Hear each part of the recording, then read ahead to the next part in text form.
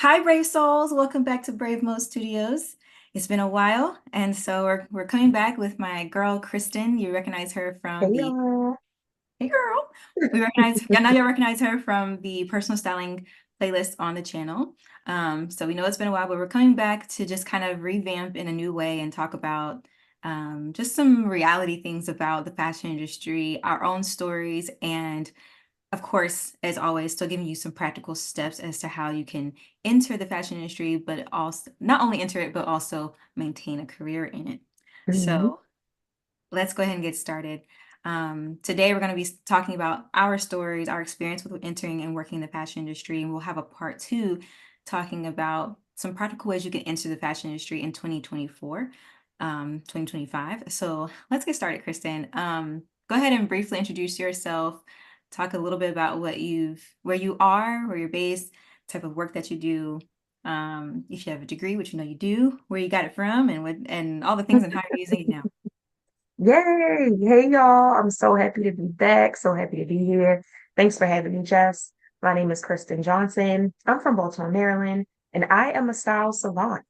I have been personal styling since 2016, but I also stepped into the styling industry in 2013 as a blogger and an editorial stylist.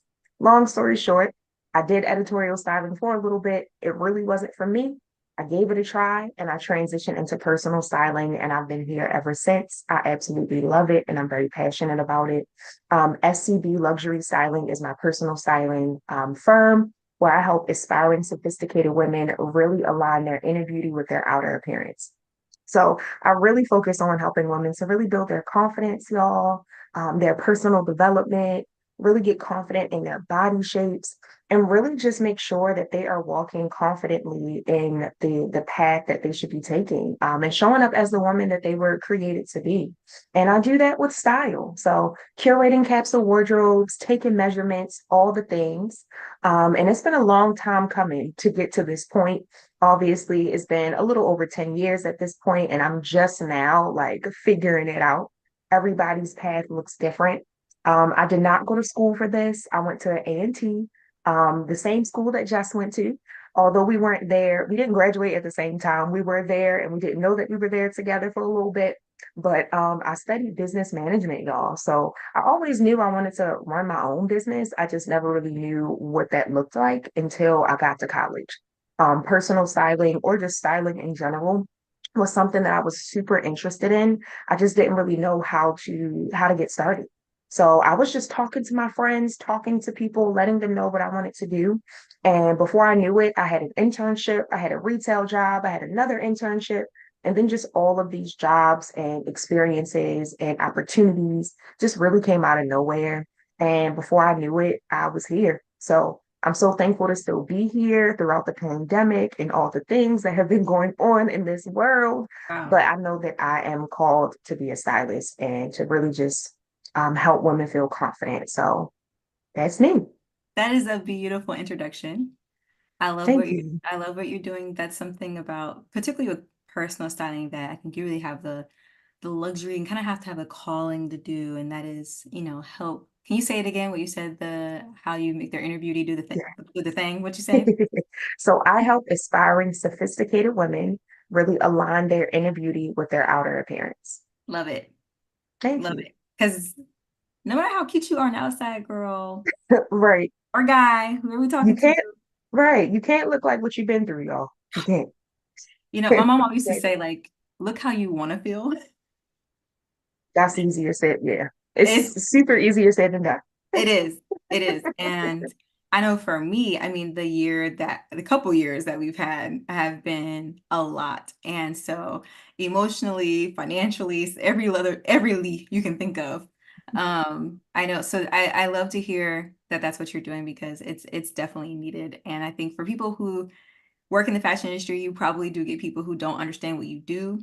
Yeah. It's probably very frustrating. But when you hear this sort of description, Hmm. I mean, it's you really can be healing people in your process of working with clients, and so I think that's so awesome. Thank I think you. that, yes, absolutely. The fashion industry has a lot of issues as a whole. There's a lot of vanity. And so I think it's so important when to have people who are coming into the industry who are bringing a sense of intentionality Mhm. with a goal to honor who they're working with, whether Yeah. that's their client or a coworker and a crew member.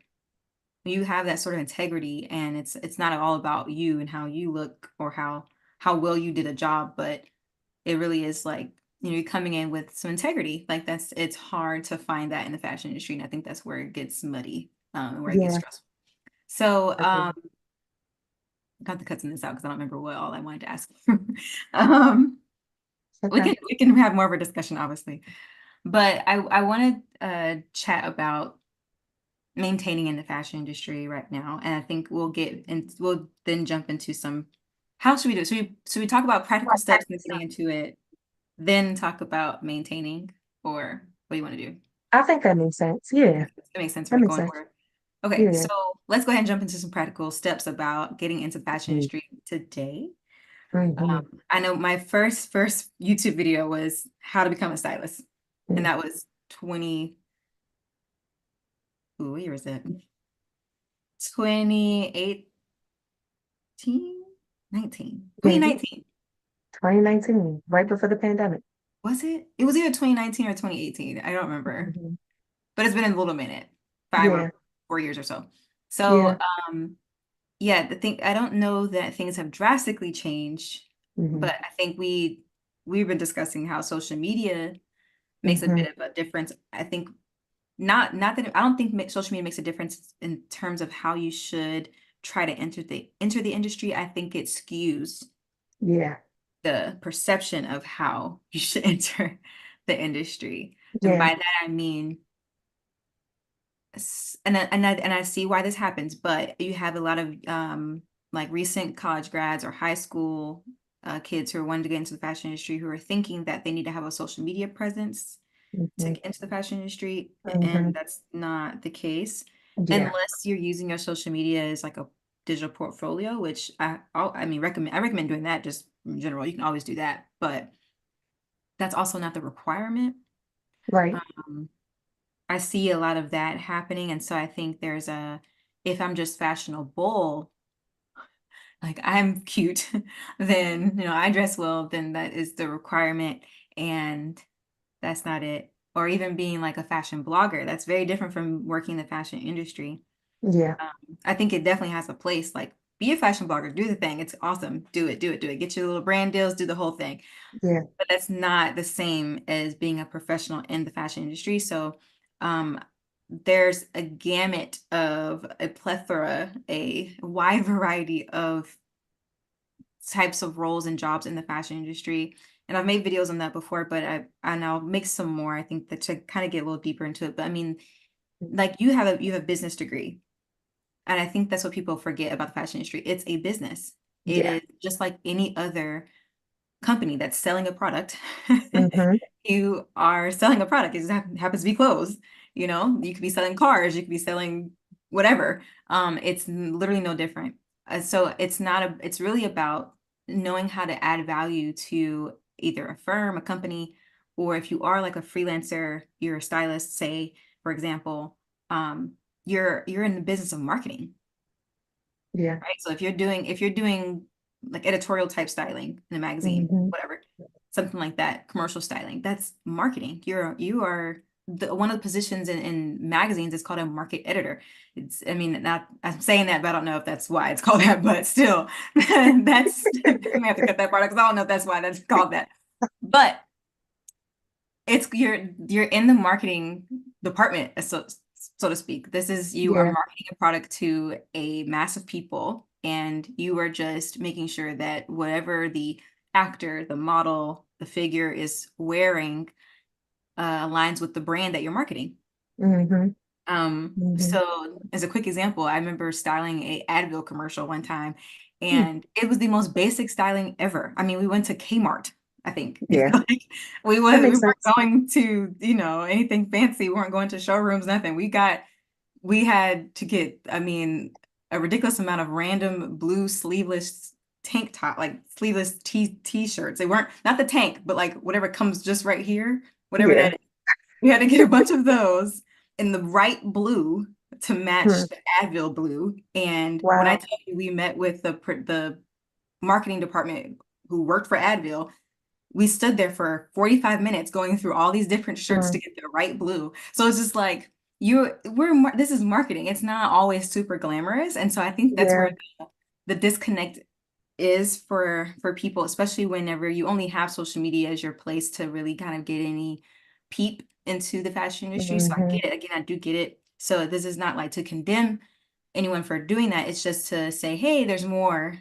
There's more to Yeah. this that you may be missing if you're just looking at the fashion industry. So I mean, if you're just looking at social media.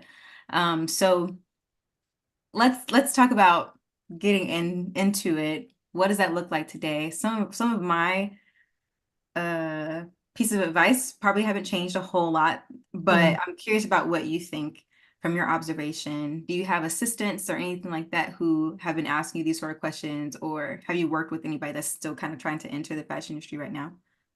Yeah, so what I didn't mention earlier is that I'm also a coach. Y'all probably already know that though at this point. So PSU, Project Style University, aspiring, not even aspiring at this point. I kind of transitioned into first generation personal stylist. So first generation stylist because that aspiring thing it can really make or break people and it's just not that deep. But the first generation I feel like is important because most of the stylists I know, they're the first people doing this. They're the first people in their family. They don't really know any other stylists who have done this before, who's they're following in the footsteps of. So I think it's important to mention the first generation piece when it comes to the coaching. And I say that to say I know for me, because I'm first generation, a lot of what I do is trial and error. So a lot of what I do is let me try that out. Let me see if it works. Oh, let me see what everybody else is doing. Okay, I don't know if I want to do that, but I'm gonna see if this works for me, type of thing. I really think it all depends on too where you're located, what problems you're solving, what you actually want to do as a stylist. There are so many different types of stylist types that you can choose from. One, and that's something that I didn't really realize until I got into the industry. And that's one of the first things I always encourage stylists to really do their research on. Like, okay, what type of stylist do you actually want to be? Because you can start in one sector and realize, just like me, that that's not that the direction you want to go into, or it's not really for you, and you can go into another. And I feel like it's scary for a lot of people to start in one sector and then have to transition because they're not really sure how to show up as anybody else, or they're not really sure how to even stop taking on the work or the referrals of the other type of styling, if that makes sense. When I transitioned into personal styling, people were still reaching out to me for editorial work. I'm like, yeah, I don't do that anymore. Like I had to turn people down. And I think because a lot of stylists kind of struggle in the beginning, or it seems like I know I did. We struggle in the beginning, so when anybody reaches out to us for work, we're ready to go, regardless of if it's what we want to do, if regardless of if it's pay the amount of money we want to get paid, we just take it because I feel like in the beginning, work is kind of what do they say? Like a dime a dozen or something Yeah, like yeah, that. yeah. So, we just take whatever. But I learned quickly that doing that is a lot more work and a lot more stress on us. So, in order to avoid a lot of the things that I did in my journey, I would definitely encourage stylists to one, really figure out what type of stylist they want to be. And if they don't know, just try it. I tried editorial styling, it wasn't for me. I did the wardrobe styling, I did the e-com, like I tried a couple of different types. Some of them I liked, some of them I didn't. But I really just gravitated towards what I was more passionate about and what made me feel confident in my skills. I feel like a lot of stylists also do a lot of things that they aren't really confident in, and it makes them second guess themselves. It makes them not feel good because they're like, I'm trying to do what stylists do, but it's not hitting the way that I expect it to. And Hmm. it's like, it's all right. You don't got to do what everybody else is doing. Create your own, like create your own niche. And I think that's the cool thing about being a fashion creative or a stylist. It's like you can really just do whatever you want. It's so subjective. There is no right or wrong way to do anything. And I think that was a hard pill to swallow for me because I'm so like by the book, like I need to be doing this way and this and that way and all the things. But it's not like that over here. And in order for you to like confidently like be yourself and be the type of stylist that you were created to be, you have to let go of all those things. So it's not going to be cookie cutter. It's not going to be a straight path. Like everybody's journey is so different. So that would be the number one thing that I would just that I would say that is important for stylists to do is to really confirm their stylist type and also figure out what problem you want to solve. Mhm. All the stylists that are in this world are pretty much kind of doing the same type of thing. And I think that can also be a little daunting for stylists because they're like, well, I don't want to do exactly what she's doing because what, like, how am I different? But that's literally the thing. Like, you're not her. So you're already different. Like, Right. that's easy. But Mhm. also like how you see fashion, how you see clothes, how you put things together is completely different from the next person. So y'all could literally do the same thing but do it in a completely different way. So for me, I never really had competition. I don't really look at competition or my competitors.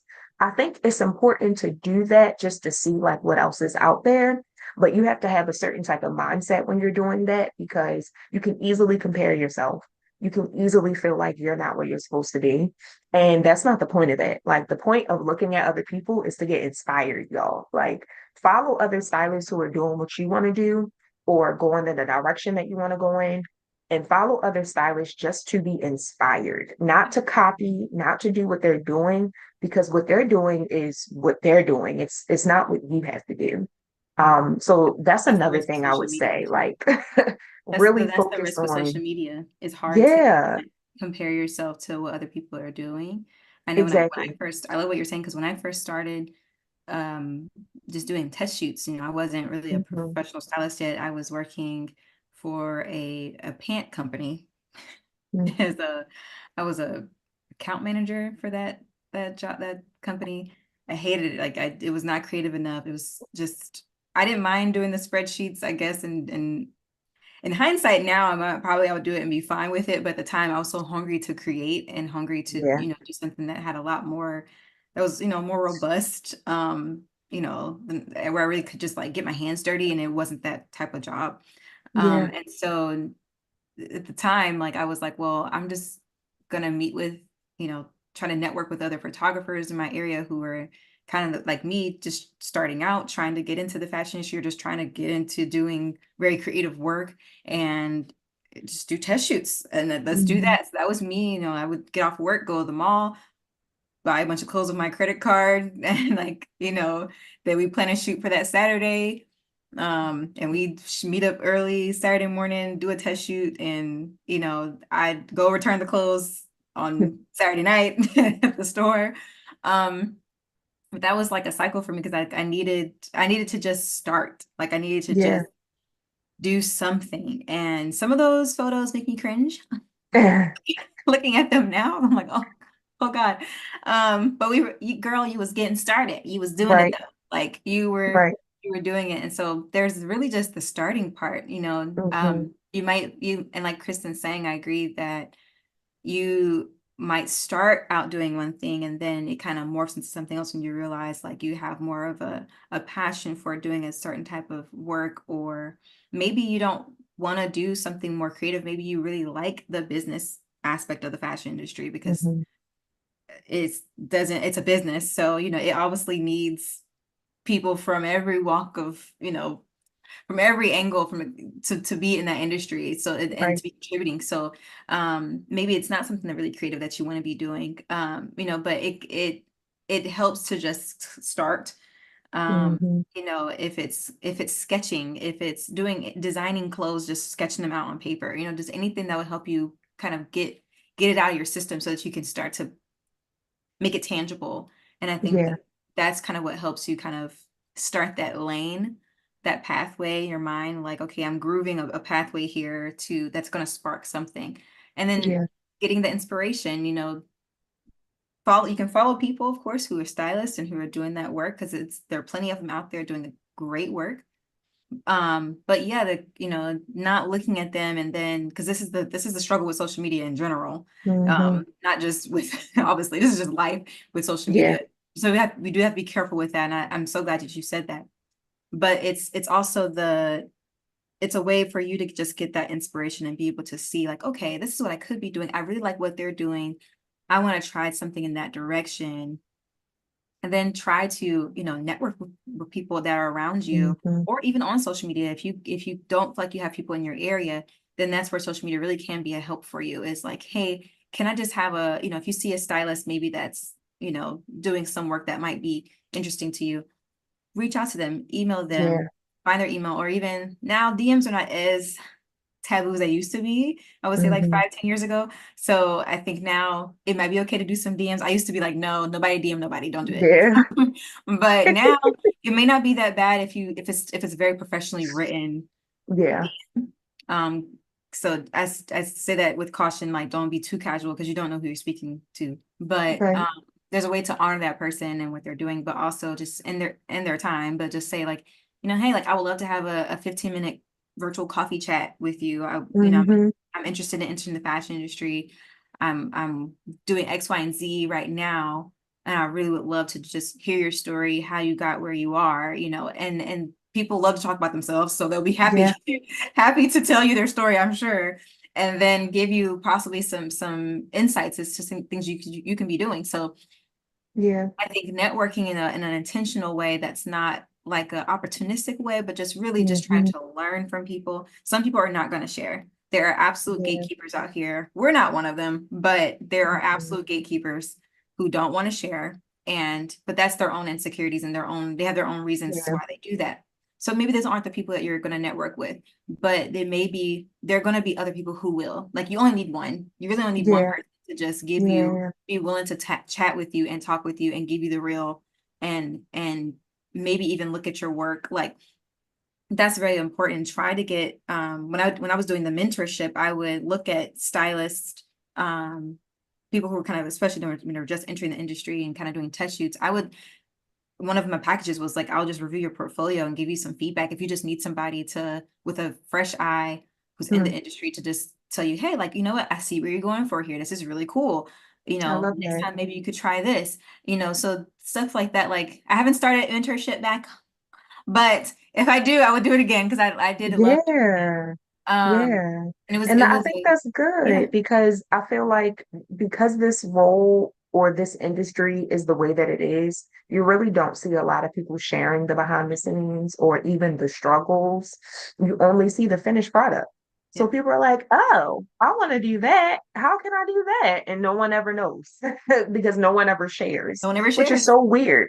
I guess people just don't want to show like the reality of it is you sweating and running back and forth and spending money you don't have and all the things. But Yes. people need to see that so they can Mhm. know what it actually looks like because Yes. it's so confusing to people. They're like, oh, I can just dress people all day and like post pictures. No, Oh, well, sis. no. I spoke with a stylist yesterday. She was actually wanting to get into the industry and she's asking me questions, some of the same questions you're asking. And I'm like, yeah, it's a lot of gatekeepers, just like you said, but I'm not one of them. And I'm here to help. But just know that you have to put the work in. Like, it's not going to be super pretty and glamorous all the time. Honestly, Most of the that's time. only 20% of, of Maybe what my five. career looks like. Everything else is marketing, administrative stuff, crying, praying, and figuring it out. So that's it. She said There's crying no is like one real of the formula. crying is one of the is a piece of the formula. Like that's a part of my process. Yeah. I gotta do it Um, sometimes. let's give the real. So what are we crying about? What are we crying about? Crying about not having any clients, crying about not having any money to keep my business running, Mhm. crying about wanting to do this and it being so challenging, people not understanding the value of it, people not wanting to invest. And this is just a part of it. Like on the other end, people are saying yes, people are excited to work with me. I do have, great clients, but when I don't, that's the part where I'm crying. Like, it's like, where are the clients at? Like, it's not always going to be consistent. It's not always going to be, I mean, and it can get to that point where it is consistent, don't get me wrong, but it's not always like easy to get to that point. Like, it's an uphill battle sometimes. Your journey is definitely going to be a challenge. Yeah. And I think that's where people get confused a lot of the times because they think it's supposed to be easy and that nothing is supposed to happen to them. Because that's what I used to think, like, why is this happening? Oh my gosh, how did I get to this point? But it's like, sis, that's literally what entrepreneurship is all about. Like, the challenges are what make you successful. Mhm. You cannot just expect not to go through anything. A lot of the challenges that I've experienced encouraged me or kind of forced me to do the things that I probably should have been doing from the beginning, like Mhm. charging my worth, charging for my time, and making sure that people aren't taking advantage of me. Mhm. Because what we do isn't considered like traditional still, even though styling has been around since the probably, I don't even know when it started, maybe like the early 1900s. I would say at I don't least know. at minimum, when Yeah. magazines became a thing, which is over 100 years ago at this point. Yeah. Yeah. And I mean, Well, part of it. I feel it like the stylist term wasn't even coined until like maybe the 90s, I Yeah, would say, I agree. with Misa. So it's just like, and even that, she was still like didn't really know what I guess what to call herself. Like, I don't know. Like it was weird. Yeah. So it's we have to really be confident and like stand on business when it comes to what we do because there are so many people who still don't understand, they still don't get it. And it's okay. You're gonna have to explain yourself to people. You're gonna have to explain your value. Like that's just what it is. But I Mhm. think that's gonna make you a stronger person in the long run, to be honest. I know for me, that's what happened for me. I changed my name because I was tired of people thinking that I was just a personal stylist or just styling people. Like, no, it's a lot more than that. Like I mentioned earlier, the confidence building, personal development. And that wasn't always that way. It took me 10 years to realize that. Like, oh, this is what I'm supposed to be. Oh, Mhm. okay, bet. Like, I like this. At first, I was trying to do what everybody else was doing, and it didn't make me feel confident at all. So find your groove and then, everything will fall into place. It does take time. I think, I know for me, I definitely had probably a little bit of a misconception about the time it would take. I think that was Hmm. probably my struggle. But I didn't start out styling at all. My first job was with JC Penney and their corporate office. Hmm. It was a terrible experience. Mm. It's 2 years and 2 months of Mm. just, I mean, I was literally bullied by my managers. Like, I mean, like Mm. literally. And I wasn't the only one. But wound up getting wrongfully terminated from that job, fired, and was on unemployment for 7 months. And my mom is just like, you got to get a job. What are you gonna do? And I was like, I don't know. Um, but like God like really sustained me through that time, and that 7 month period is when I was really like, okay, I'm gonna have to switch some things up. We have to change, like, what we doing? We doing what, like, what do I need to do? Like, because I don't want to keep going through this. Hmm. And just, doing what I thought I was supposed to be doing versus doing what um You were I called to really do. exactly. Yeah. Hmm. And and yeah, that's been a bit of an interesting dynamic for me over the past years. And it's been let's see, I graduated from college 11 years ago. Yeah. So, like that time flew by. We But old. the time it's been, but that's all of it came together. Like all of Yeah. it has come together. And um I've also learned to be okay now. I would say fast forward to now, being okay with diversifying my like what I do and Hmm. how I show up as a creative in general. Yeah. And whether that's in the fashion industry or not, like been interesting to it's been interesting to see my talents morph in different ways. Mm. Mhm. And like I said earlier, like being of value to whatever whoever you're working with or working for, Mhm. I'm like, that's become more of my goal. Yeah. And how can I take what I know and what I do and what I love to do and contribute it to whatever I am doing? Because I've had Mhm. seasons of doing like during see, we both worked, it's so crazy. We both went to school together. For 2 years we were on the same campus, never met. We worked for the Mhm. same company then, years later, like Yeah. 7 years later, and still never met Mhm. each Oh, Yes. that's crazy. And our entire relationship has been virtual. It's fine. It's fine. Mhm. Okay. It's okay because I love you though from over here. Right, Um, right. but when we were working for Amazon and we were doing like the digital personal styling, like I was so insecure during that time though because I was like, this is not real styling work, you know. I hated that job, Oh, to that be job was, honest. but nobody liked it, and the program doesn't even exist anymore. Hmm. I Yeah, was wondering if it was still no, no. around, I have a but friend she still works there. And she was like, every idea you came up with, because I was like, come up with ideas like, y'all, we gotta do this. Let's try this, because this is not, whatever we're doing here is not sustainable. This program is not it. And yeah. she was like, everything that you suggested, they're now doing. I was like, dang, maybe I should have stayed to see it, to see it come to fruition. They owe Um, you a check. huh? They owe you a check. They might owe me a check because it is. I did make a video showing what they should do, so maybe I got some Mm, proof. Anyway, but no, like that job was not great. But at the same time, I was like, girl, you're still serving in a way, like, and I wished I had been a little bit more content at the time, not complacent, but just content with like it doesn't have to look exactly the way you think it has to look mhm. to mean that you're doing the work and mean that you're being successful at it. Because I've met many stylists who are doing really kind of big jobs, like red carpet or major movies or things like that, or have like celebrity clients or whatever. But they've had not just early in the game, but like throughout their entire career have had very low seasons, no Mhm. clients, no nothing. Then kind of in the mid tier of, okay, I have some clients, but these are like everyday women who have a $20 budget, Yeah. and it's like, okay, and then I've had celebrity clients, who have a very large budget or whatever. Like, so it's like you have all of it is this is the entire Yeah. tenure of your career. And so Yeah. that's something that for me, I was really needing to be okay with. And Mhm. I wish I had realized it more that, oh, Mhm. okay, like all of it's a process. All of it is contributing. All of it is doing the work.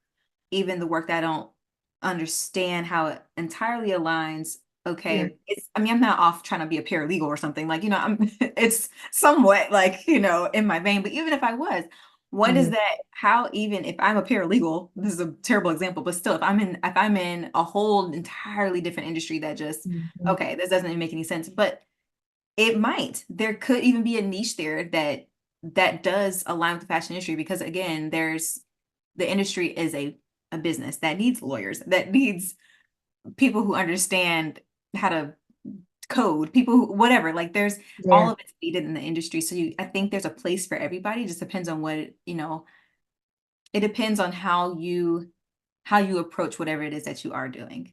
And I Yeah. think that was my big issue trying to figure out like, okay, how can I still be a creative in this space. So, Mhm. and like for example, like also I've morphed into a social media manager and I didn't intentionally do that, It but just now I have a happened. couple clients that I work with Yeah. on a subscription basis where I create their content for them and do their posts because they're maybe running a business or whatever they're doing and it's hard for them to do the content. Okay, well, like I like doing it, so why not? And the crazy thing Yeah. is when I started my YouTube channel, I had no experience with YouTube at the time, but it has birthed, my ability to get like project manager roles, all kinds of things that Mm. people who are looking for people who understand social media. And I was just like, okay, so I've opened up a new door that isn't Mhm. exactly styling, which still for my identity, it's like, okay, like I realized like I can't put my identity in there because if it shifts a bit, then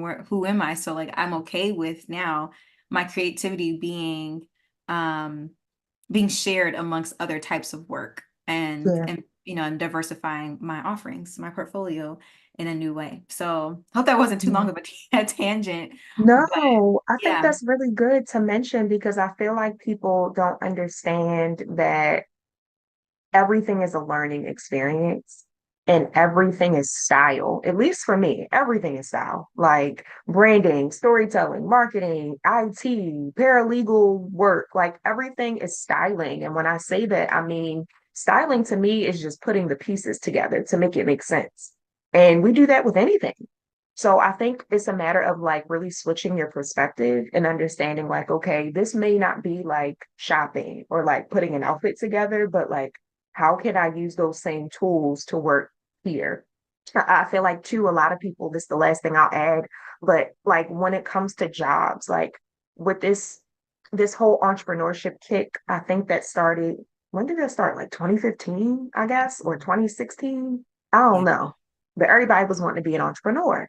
And people didn't realize, like, okay, you can't just, I mean, you could do what you want, but I know for me, I didn't just like graduate from college and like start my business. Like it just doesn't work that way. It can for some people, but nine times out of 10, you need more skills. So getting those skills can come from your jobs, your 9 to 5, those skills that you can't get from just running a business, like how to talk to people, how to send emails, how to come on, communicate like professionally, yep, like customer service. I wouldn't have had, if I didn't work in retail, I wouldn't have had any of those skills. I would have still been confused. Like, how do I?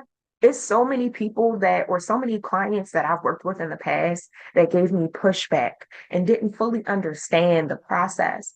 And I had to professionally gather them in an email and say, look, you have to trust me. This is not going to be an easy fix. But I wouldn't have known how to talk to that type of person if I didn't work at Children's Place or if I didn't work at a customer service calling center for Under Armour. Like all those jobs really molded me to be the person that I am today. Although it wasn't always fashion and cute and pretty, like figure out what those skills are that you need to be successful because that's where you're going to learn the business side of things. Like, and that's the thing too, like this is such a creative industry. People don't understand like that it's still a business at the end of the day. Like you keep saying, like I think that's something that has to be expressed consistently because yep, it's so easy for people to forget, like, oh, this is a real, like, yeah, it's a real business. yeah, Like, mm-hmm, that's the only way you can sustain. yep, You can't sustain if you're just like, I'm just styling people all day. Like, no, a no, lot of people I even have to turn down. I'm like, yeah, this is my price. This is what the investment is. I'm sorry if that's not within your budget, mhm, but that's fine. You can come back when you're ready, as yep, opposed to just taking on any and everybody and just yep, like just doing everything, looking crazy, it's you know? no, that is facts. Because like for instance, one of my clients, she's a fiber artist, so she makes art. She's a literal artist. She makes literal art that you hang on your wall, Hmm. and it's beautiful, beautiful, beautiful work. And she only has a passion for really doing a certain subset of her work. But she added on, like she does, markets. She goes into, gets accepted to go into markets and people shop her booth and Okay. things like that. Yeah. And I went with her to a market just last weekend to help film content, and she made earrings. So she has these gorgeous kind of silhouettes that she makes from wood that she carves and she weaves on the Mm, inside of them. It's beautiful, beautiful, beautiful. So creative. But she also made these earrings that are in the shape of these silhouettes that she has as a part of her brand. She has like 6 silhouettes that she deals with, and she's like learning to be like okay with making the earring portion because she knows like people, if they can't afford the art piece that's going to go on the wall, they'll mm, likely purchase the $10 $15 earring though. mhm, And she's like, I'm not that passionate about that portion of it. But we keep having discussion like, but it's still a business. So you still gotta have like there's not a company on the planet that doesn't have cash cows as a part of it. Like mm, think about, I mean, Zach Posen, maybe he's not the best example, but someone like Zach Posen who made couture, high fashion. But then you see like Zach by Zach Posen in like TJ Maxx, you see like mm, these cash cow levels of those brands. That's when you start to see that when you go into kind of an everyday store like a Macy's or something like that, and you see it's Zach Posen, but it's a different version of it, or it's like work shirts, it's career wear, Yeah. but it's still Zach Posen. That's how that company is really making its money. Mm. They're not making the money for real off a couture dress that's a one of a kind piece. Yeah. That's gonna go Yeah. to one person.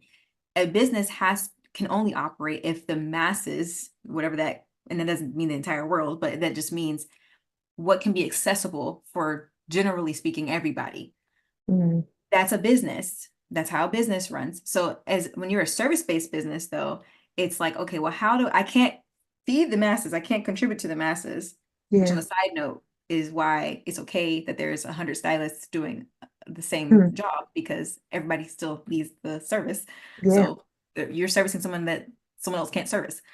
Mm. But anyway, there's the business component of sometimes you're doing work that you don't absolutely love, but you, like you said, you gain skills doing X, Y, and Z, and that's what's going to help keep your business going. And it's okay that it doesn't look the way that you really want it to look, or it's not the thing that you are super passionate about, but there's a way that you can fuel yourself by contributing to whatever you are doing with the utmost integrity and utmost creativity. Yeah. Like there's jobs I've had that weren't really in the styling industry, but people are like, dang, like how do you always excel Mm. at this? Or I can never seem to do that the way you're doing it.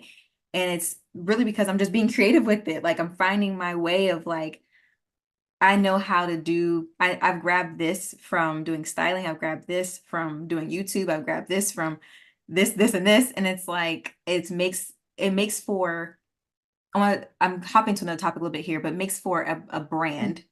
Yeah. And so real fast, we can do a whole nother episode on brands, but like building your brand, which I think be really important. But real quickly, your brand is not your logo. Your brand Mhm. is not even all the way your product offerings. That if you have literal products or if you're service based, it's not those are obviously pieces of it. You have to have them. They're not your brand. Your brand is really, those are front facing things. Your brand is who you are and how you Yeah. work. It's how Mhm. you work. Because if, like my husband, he's a wedding videographer, we have a Google profile where people are leaving reviews. People are talking about how he works. We have straight 5 stars based on his customer service. People are talking about like his work is great, but like working with him, like we felt Mm. comfortable. We felt we could just relax and enjoy our wedding day. Like Mm. there's that component, like that's your brand. Yeah. That's your brand. When you're networking with people and you're talking to people and you like people are getting the same you every time. Mhm. You're consistently a person with integrity, a person who is professional, and a person who is happy to be in that space. That is what makes people want to work with you. Yeah. You don't even have to be the most talented. I've met extremely talented people who are like not very nice people, who are not just, I mean, they're terrible to work with. And Yeah. some of them, they've kind of been able to like maybe get by, maybe on talent but I mean, I have seen people, and like, of course, I would never mention any names, anything like that, but I have met and seen people who do very grimy, dirty things to stay on Mm. top. I've worked in the movie production, TV production industry, and whew, it's something else. Like not everybody, Yeah. but like some people, I mean, you'd be surprised. Like you'd be surprised the things that people Yeah. do to stay where they are. So don't assume that because someone's successful, that they are doing it always the right way. And Yeah. don't assume that you don't have to be struggling to do it the right way. You don't have to, Mhm. being a person of integrity, sometimes like it feels like, okay, that means I have to turn down this job, or it means I need to say yes to this or no to that. It what's for you will come to you. Mhm. You don't have to scratch and scheme. You don't have to finesse. 'Cause I meet a lot of people who try to finesse all the time. It's like, yo, Mhm. like what's for you is for you. Do your work with integrity. Do your work with quality. Yeah. Do your work with creativity. Be a easy person to work with. Listen to feedback, receive the feedback, and apply it where it belongs. Throw the things away that are unnecessary. But being a person of integrity who can receive feedback, especially when it's constructive. Of course, you have like Yeah. haters. But that's not what I'm talking about. That's not feedback. That's hateration. So I'm talking Mhm. about people who really like, look, I'm trying to help you. Yeah. Like, you Constructive know, criticism. constructive criticism. And Mhm. I've received constructive criticism that's like, you really should straighten your hair. That's not the Mhm. same. Yeah. It's not the No. same. That's not what I'm talking about. I have received constructive criticism like, hey, when I ask you to do such and such, you seem to have an attitude when I ask you to do it. I was like, oh dang, I wasn't. I'm just tired. I've been running around New York all day. Mm. I'm just a little out of breath. But I'm Yeah. sorry. I didn't realize I was coming off that way. I got you. Like, what do you need next? Like being able to receive that and apply it, that's Yeah. your brand. That is Yeah. branding. And you will inevitably build a beautiful brand that people want to be a part of. People actually want to either want Mhm. to help you with or they want to work with. If you're just an easy person to work with, if you do your job with quality. So anyway, this is a really great discussion. We should we It should wrap was. we should wrap it up because I think we can go on for a while. We can. And I'm But not mad at it. I want to, I guess, end with, we kind of gave, and we'll recap here. We talked about getting into the fashion industry, Yeah. networking. We've talked about using the job that you're doing now to incorporate creativity wherever you can, Mhm. gathering your skills from whatever you're doing, being content with your job Failing or things that the you're doing. challenges. Mhm. Yeah, the challenges, Mhm. being content with things not looking exactly what you think they should look, Yeah. all that stuff, being willing to learn wherever you are. These are the things that are maybe not as like take bullet points type of practical, but they are Mhm. the things that are absolutely going to make all the difference really in Mhm. how you maintain the fashion industry and how you enter it.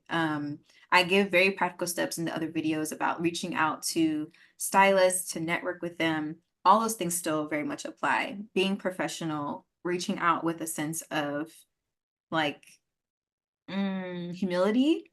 Yeah. Um, you know, no one owes anybody anything. Mhm. And so, work at getting those internships, work at getting, and if you're, far past like internship stage of life, say like me, you're married, have kids, or you just need a full-time job, like you don't have internship sort of life, like you're not living with your, you're living by yourself, you got bills, you're a whole adult now, you're not in college or anything. Like then you incorporate that creativity where you are. Do you have any kind of closing thoughts, Kristen, that um, our viewers can take with them from this video? Hmm. Mhm. Put you on the spot. I'm sorry. No, you're fine. I'm trying to think. Um, I just really hope that you all took as much as you can or could have taken from this conversation. Um, Try definitely to not be offended at all. I know I would easily get offended and sometimes still do when it comes to certain things that I've experienced with people not responding to me, people not getting back to me, people not wanting to work with me, people not wanting to be my friend in the industry. And it is so easy to be offended, but just know, like, try not to take anything personal. You never know what that other person could be going through or anything like that.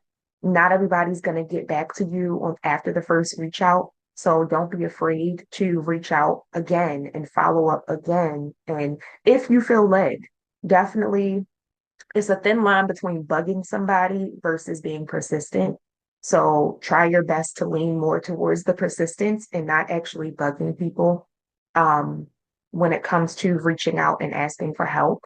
So I think that would be the biggest thing because I know that's what I struggled with. The overarching thing that I struggled with was being offended or feeling like nobody liked me because, or even feeling alone because I didn't have community or I didn't know any other stylists. I'm the only one. I'm in a city where fashion is not like a big deal. I'm in Baltimore, Maryland. So don't feel like you have to go to New York. Don't feel like you have to go to LA. Depending on what type of stylist you want to be, some of those places are great, but it's not the end all be all type of destination. Like we said earlier, your path can look different from everybody. And I think for me, I didn't really used to like being unique, but now I love it. I don't like looking like anybody else. I don't like doing what everybody else is doing. And your uniqueness is what's going to help you to stand out. And the right people are going to gravitate towards that. So, Perfectly said. I have nothing to add. Well, this was a fantastic discussion. Brave souls. I hope that this was encouraging for you. I hope it was inspiring. But as always, we are not, like I said, we're not gatekeepers. We are open books. So leave comments below. Ask us some questions that might help us spark more conversation. If you want more episodes like this, where we're just kind of talking about well, everything fashion industry related as professionals, we want to hear from you. If you let us know if we should keep going with this. We might do a couple more so that, just in case y'all missed this one. But yeah, let us know if there's anything that, we can clarify for you down in the comments below. Make sure you are subscribed and go follow Kristen as well. Can you tell them what your YouTube channel is, your all your social media handles? And I'll put it on the screen as well. Yay! So my Instagram is Sochi Chris. That's my personal page. That's also my YouTube as well. SOCHICCHRIS. Sochi Chris. And in my bio is going to be linked all my other pages and all the other stuff that you'll find. Perfect. Well, it was so good to see you, Miss Kristen. Love you, Yes. sis. We'll talk soon. Bye. See, See style well. y'all. I gotta say my thing. Style well, live well, be brave. See y'all later. Bye. Bye.